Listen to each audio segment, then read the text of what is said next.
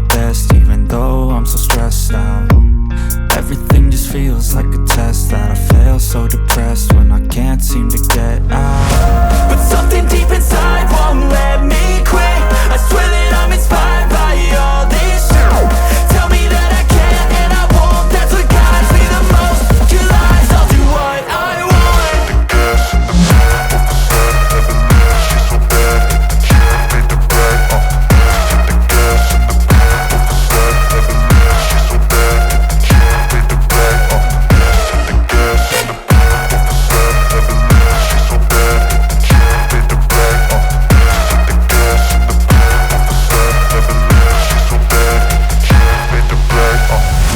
I'm inspired by thirst, I'm inspired by worth. I desire your worst, so you can just hide while I work. I ain't tired, you first. I'll write a second, third verse about the lies you go disperse. You never did shit, I know it hurts. But something deep inside won't let me quit. I swear that I'm inspired by all this shit. Tell me that I can and I won't, that's what guides me the most. Your lies, I'll do what I want.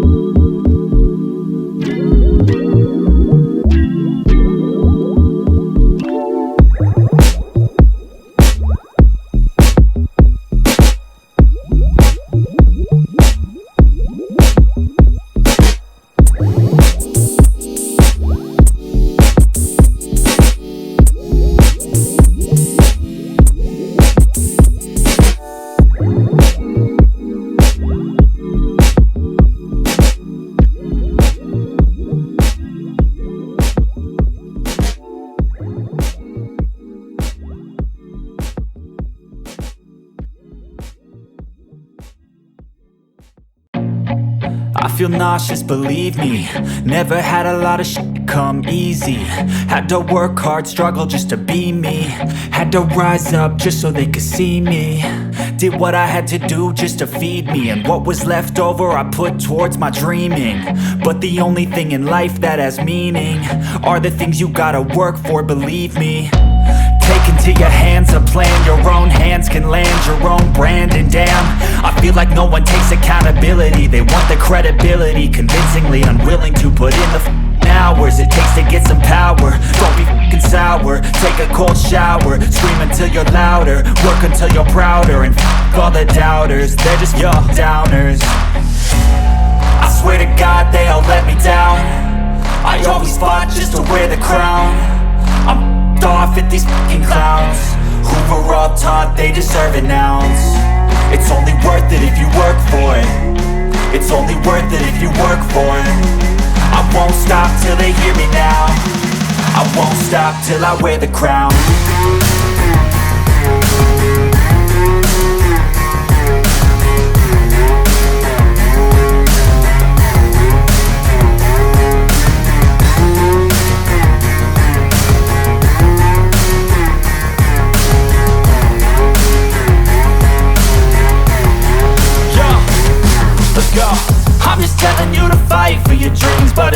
what it seems. Man, it's hard to be seen when everybody wants to be king. Yeah, they all wanna ring, yeah, we all wanna be free. So show me what you got, what you bring, how you fight in the ring, how you take a fucking swing. Do you got heart, are you mean? Got some scars, got some needs, are you willing to go bleed? I swear to God they all let me down. I always fought just to wear the crown. I'm off at these fucking clowns who were all taught they deserve an ounce. It's only worth it if you work for it. It's only worth it if you work for it. I won't stop till they hear me now. I won't stop till I wear the crown. I swear to God they all let me down. I always fought just to wear the crown. I'm off at these fucking clowns who were all taught they deserve an ounce. It's only worth it if you work for it. It's only worth it if you work for it. I won't stop till they hear me now. I won't stop till I wear the crown.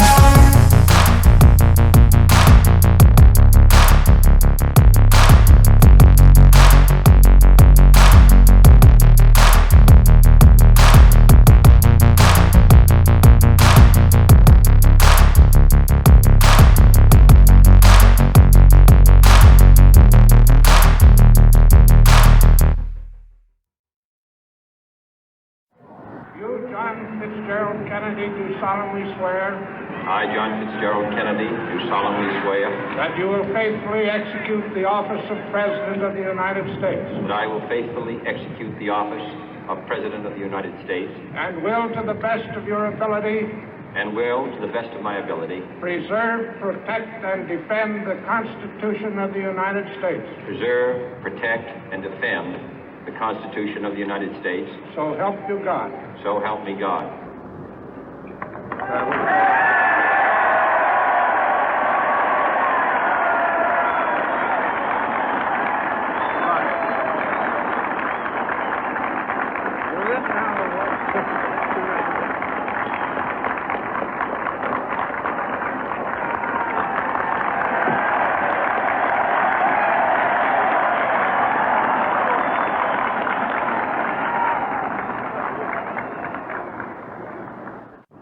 Vice President Johnson, Mr. Speaker, Mr. Chief Justice, President Eisenhower, Vice President Nixon, President Truman, Reverend clergy, fellow citizens. We observe today not a victory of party, but a celebration of freedom, symbolizing an end as well as a beginning, signifying renewal as well as change. For I have sworn before you and Almighty God the same solemn oath our forebears prescribed nearly a century and 3/4 ago. The world is very different now, for man holds in his mortal hands the power to abolish all forms of human poverty and all forms of human life. And yet the same revolutionary beliefs for which our forebears fought are still at issue around the globe. The belief that the rights of man come not from the generosity of the state, but from the hand of God. We dare not forget today that we are the heirs of that first revolution. Let the word go forth from this time and place to friend and foe alike that the torch has been passed to a new generation of Americans born in this century, tempered by war, disciplined by a hard and bitter peace, proud of our ancient heritage, and unwilling to witness or permit the slow undoing of those human rights to which this nation has always been committed and to which we are committed today at home and around the world.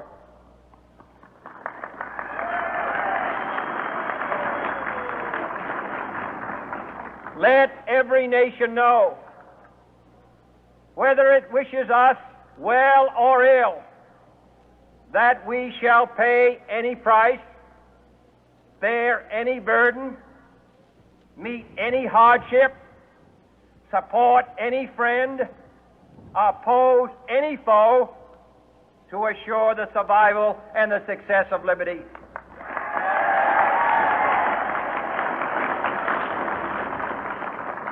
This much we pledge and more. To those old allies whose cultural and spiritual origins we share, we pledge the loyalty of faithful friends. United, there is little we cannot do in a host of cooperative ventures. Divided, there is little we can do, for we dare not meet a powerful challenge at odds and split asunder. To those new states whom we welcome to the ranks of the free, we pledge our word that one form of colonial control shall not have passed away merely to be replaced by a far more iron tyranny. We shall not always expect to find them supporting our view, but we shall always hope to find them strongly supporting their own freedom, and to remember that in the past, those who foolishly sought power by riding the back of the tiger ended up inside.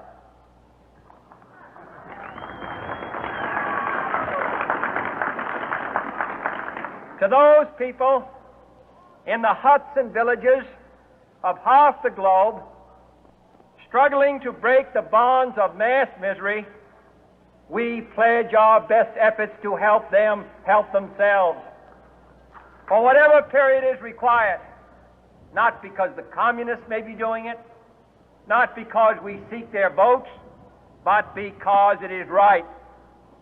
If a free society cannot help the many who are poor, it cannot save the few who are rich.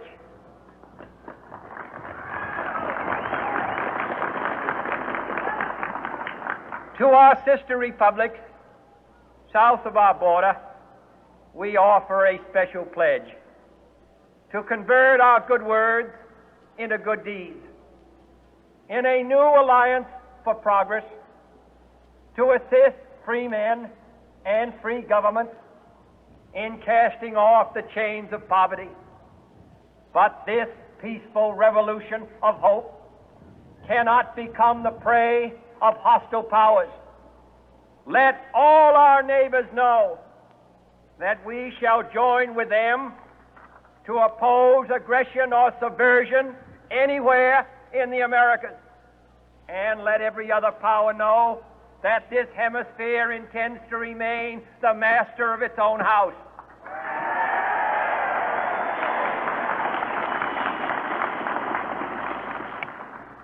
To that world assembly of sovereign states, the United Nations, our last best hope, in an age where the instruments of war have far outpaced the instruments of peace, we renew our pledge of support to prevent it from becoming merely a forum for invective, to strengthen its shield of the new and the weak, and to enlarge the area in which its writ may run. Finally, to those nations who would make themselves our adversary, we offer not a pledge, but a request that both sides begin anew the quest for peace. Before the dark powers of destruction, unleashed by science, engulf all humanity in planned or accidental self-destruction, we dare not tempt them with weakness, for only when our arms are sufficient beyond doubt can we be certain beyond doubt that they will never be employed. But neither can two great and powerful groups of nations take comfort from our present course, both sides overburdened by the cost of modern weapons, both rightly alarmed by the steady spread of the deadly atom, yet both racing to alter that uncertain balance of terror that stays the hand of mankind's final war. So let us begin anew, remembering on both sides that civility is not a sign of weakness, and sincerity is always subject to proof. Let us never negotiate out of fear, but let us never fear to negotiate.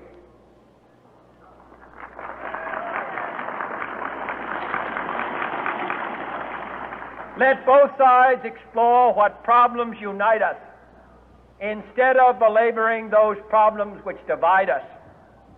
Let both sides, for the first time, formulate serious and precise proposals for the inspection and control of arms, and bring the absolute power to destroy other nations under the absolute control of all nations.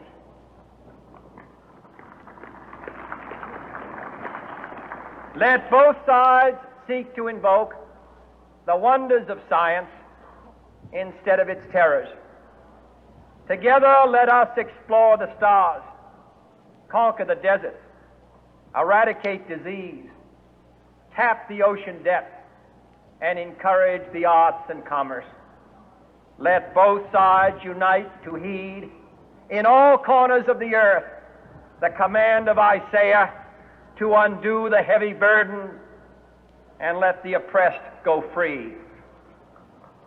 And if a beachhead of cooperation may push back the jungle of suspicion, let both sides join in creating a new endeavor, not a new balance of power, but a new world of law, where the strong are just and the weak secure and the peace preserved. All this will not be finished in the first 100 days, nor will it be finished in the first 1,000 days, nor in the life of this administration, nor even perhaps in our lifetime on this planet. But let us begin.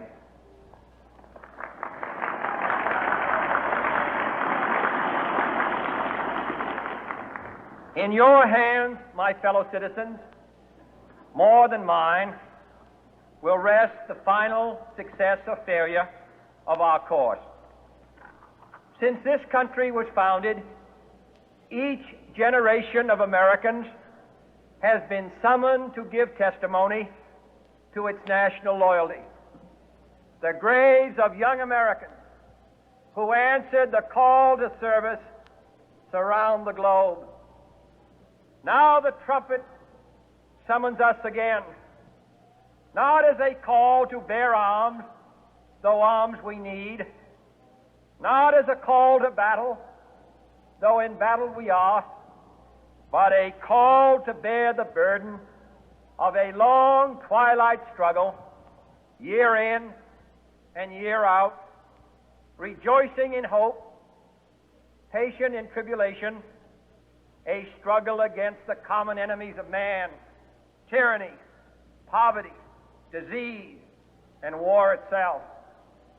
Can we forge against these enemies a grand and global alliance,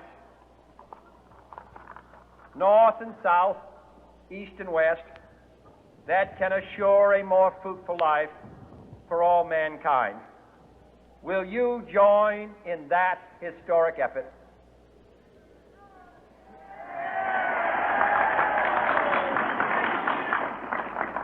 In the long history of the world, only a few generations have been granted the role of defending freedom in its hour of maximum danger. I do not shrink from this responsibility. I welcome it.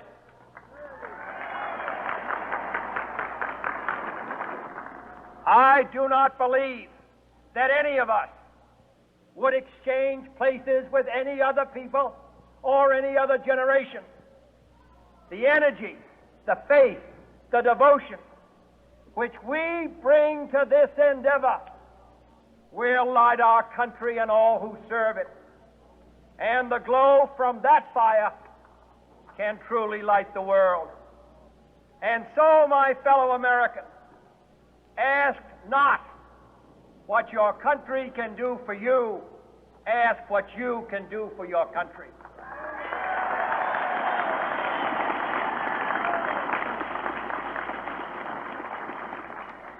My fellow citizens of the world, ask not what America will do for you, but what together we can do for the freedom of man.